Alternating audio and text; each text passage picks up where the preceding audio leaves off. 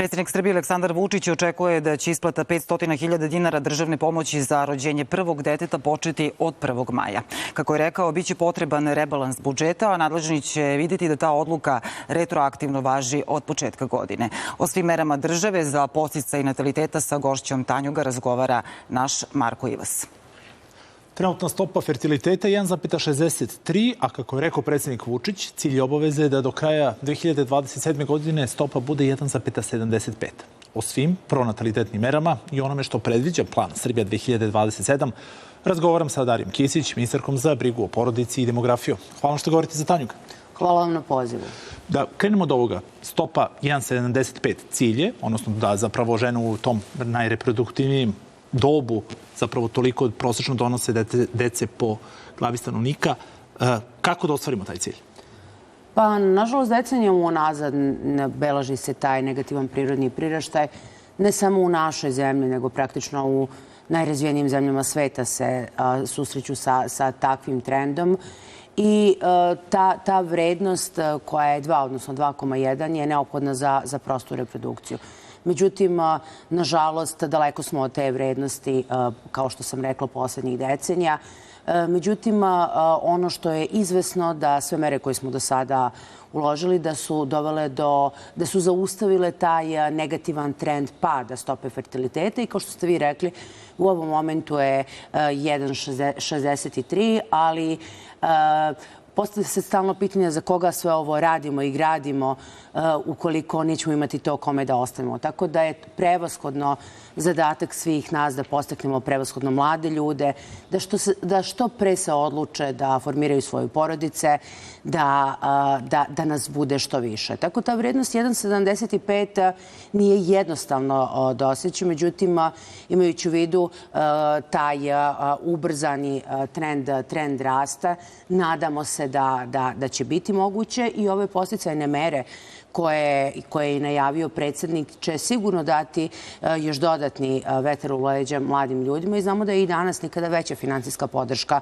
porodici sa decom, a ovo povećanje finansijske podrške nakon rođenja prvog i drugog deteta će sigurno da bude još značajnija podrška. Jer evo, podsjećam, kao što ste vi rekli, u ovom momentu je podrška nakon rođenja prvog deteta 378.000 dinara, planira se povećanje na 500.000 dinara, a za drugo dete 600.000 dinara. Tako da sigurno nisu finansije isključivi razlog zbog koji se odlučujemo na proširenje porodice, ali da jesu značajan podstrek, da jesu značajan vetar u leđa, to nam potvrđuju i mladi ljudi sa kojima pričamo i ovakva podrška države, napominjem, nikada nije bila ovoliko snažna. Kada govorimo o tom vetru leđa, ali bolje reći sigurnosti, da se neko osjeća da je svoj na svome, tu su zapravo i nekretnine bitne, odnosno da zapravo majke pre svega mogu da računaju na tu pomoć prilikom kupovine prve nekretnine.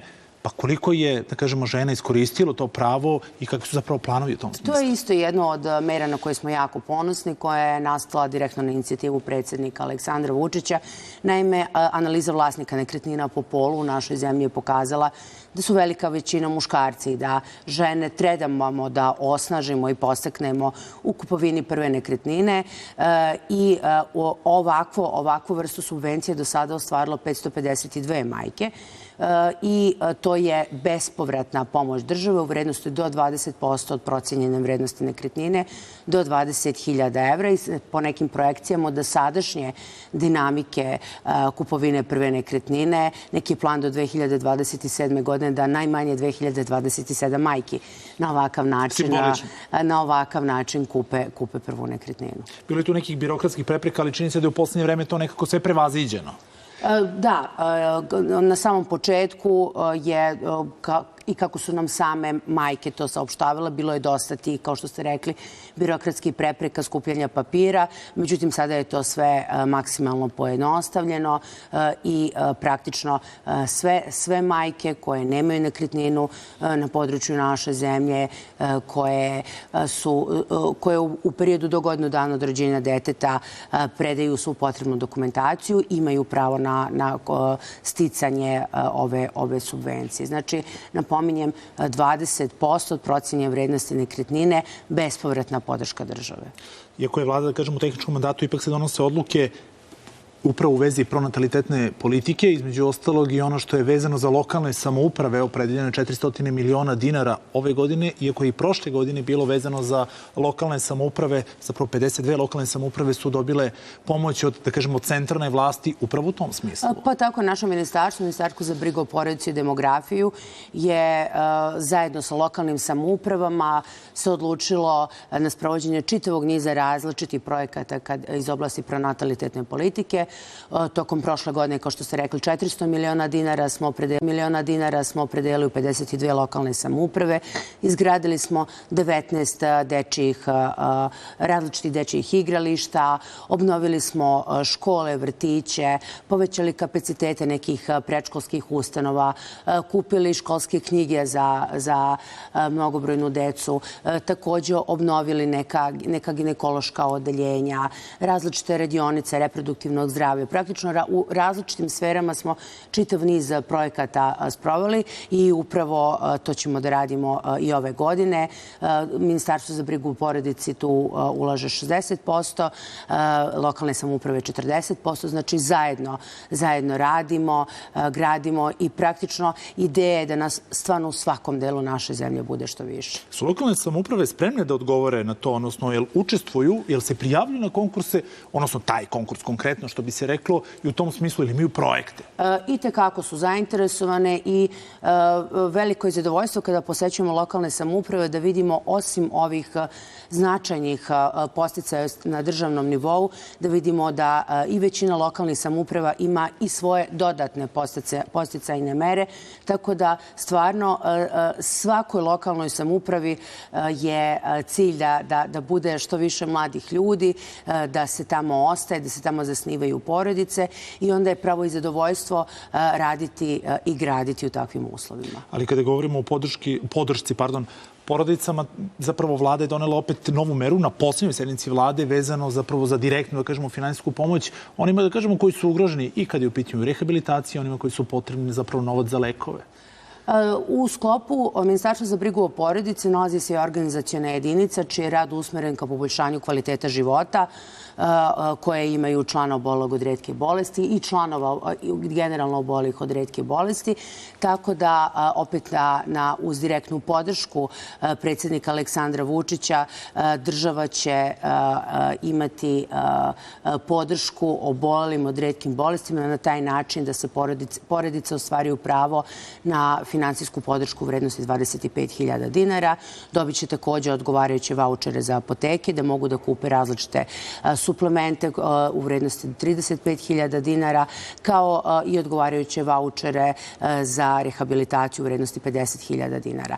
Tako da, evo, već od ponedeljka na sajtu našeg ministarstva će biti potreban obrazac i uputstva na koji način će se aplicirati za takvu vrstu podrške i evo već u narednih dana nadamo se da će ovakva vrsta podrške da se realizuje u najvećem broju slučajeva. U svakom slučaju podrška porodicama koje imaju člana sa nekim poremećajem zdravlja je od velikog značaja, a porodice koje imaju člana obolelih od retke bolesti su upravo u našem ministarstvu prepoznali i podršku i prijatelje, tako da se nadam da ćemo zajedničkim radom da pokažemo da smo zaista usmereni ka tom cilju poboljšanja kvaliteta života svih naših porodica.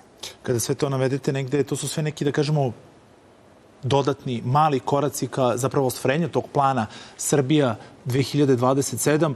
Pa kako onda vidite Srbiju kroz tih, neko će reći 3, neko će reći 4 godine? Pa to nije tako veliki vremenski period koliko smo velike ciljeve i planove sebi zacrtali. To nije samo spisak... Nije to samo spisak lepih želja, oni su i tekako zasnovani na realnim osnovama i ono što je jako bitno, na stabilnim financijama kojima se sve to može ostvariti. A nije fraze kada se kaže da je snaga, naša snaga su ljudi i upravo sve što se i radi se da bi se još više poboljšao kvalitet života svih naših građana.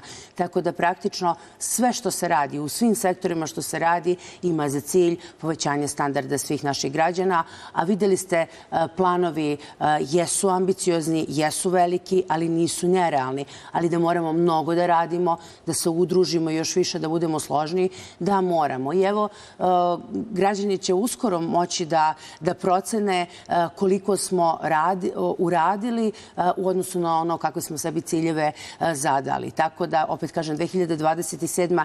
nije tako daleka budućnost, ali su planovi veliki i dostižni su. I naša zemlja zaslužuje da bude centar sveta kao što će i da bude te 2027. I u tom smislu, na kraju, gospođo Kisić, na terenu ste jako često i kada razgovarate s ljudima, kada razgovarate sa majkama i kada ulazite u porodice, šta vam kažu? Pa, suština je da mi smo tu zbog građana. I suština je da budemo dostupni, suština je da ih slušamo, da im čujemo i da gledamo na koji način možemo da ih podržimo. Tako da, ako smo na nešto ponosni u našem ministarstvu, jeste to koliko smo dostupni i koliko zaista želimo i hoćemo sve da čujemo i da pomognemo tamo gde se može. Tako da, veoma često čujemo i kritike i upravo su kritike te koje nas onako daje još veći stimulans. Da se one ugrađuju u nove mere? Pa to su različite vrste i kritika i sugestija, ali one moraju i trebaju da postoje i upravo nam one daju smernicu za dalji rad. Na terenu susrećemo značajan broj porodica koji imaju veći broj dece nego što je to prosečno i samohranih roditelja kojima je potrebna različita vrsta podrške i to radimo svakodnevno i to ćemo i raditi u narednom periodu. Hvala mnogo na razgovor za Tanju. Hvala vama na prilici da pričamo o osnaženju porodice koje mislim da je izvor snage za sve nas. Hvala vam na tome. Bila ovo Darija Kisić, ministarka za brigu o porodici i demografiju. Ema. Hvala Marko tebi i tvojoj gošći.